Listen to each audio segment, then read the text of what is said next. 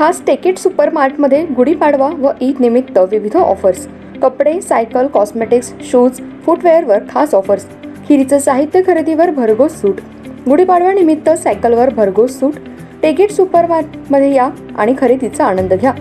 आमच्या असंख्य ग्राहकांना टेकेट सुपरमार्ट परिवारकडून गुढीपाडवा व ईदच्या हार्दिक शुभेच्छा.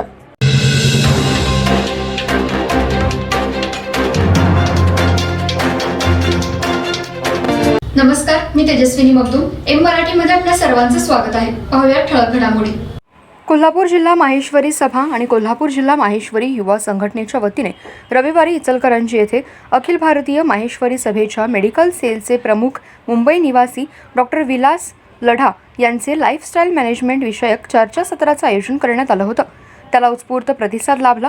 डॉक्टर विलास लढा यांनी निरोगी जीवनाचे गुणसूत्र सांगताना तणावमुक्त राहण्यासाठी कुटुंबासोबत वेळ घालवायला पाहिजे. कोणतेही कारण नसताना नियमित तपासणी करून घेतली पाहिजे, जेणेकरून आपल्याला आपल्या आजाराची माहिती मिळत राहील.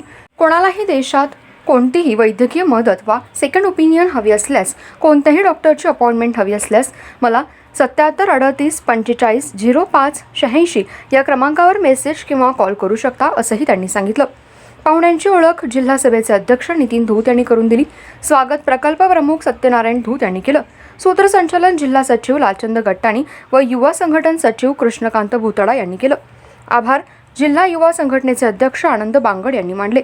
यावेळी प्रदेश युवा संघटनेचे अध्यक्ष विनीत तोष्णीवाल, प्रदेश माहिती व प्रसारण मंत्री मुकेश खाबाणी, प्रदेश कार्यकारिणी सदस्य शांतिकिशोरजी मंत्री, निवर्तमान अध्यक्ष श्रीकांतजी मंत्री, तहसील सभेचे अध्यक्ष रामगोपालजी मालाणी, जिल्हा सभेचे ज्येष्ठ मार्गदर्शक चंदनमलजी मंत्री, श्री गोपालजी दरगड, रामकिशोरजी बांगड, महिला संघटना अध्यक्ष सौ पुष्पा काबरा व नवयुवक अध्यक्ष शेखर बांगड, तहसील महिला अध्यक्षा सौ मंजू सोमानी, सौ कांता लाहोटी, सौ नीलम भराडिया तसेच जिल्हा सभा व जिल्हा युवा संघटनेचे सर्व कार्यकारिणी सदस्य व समाज बांधव उपस्थित होते.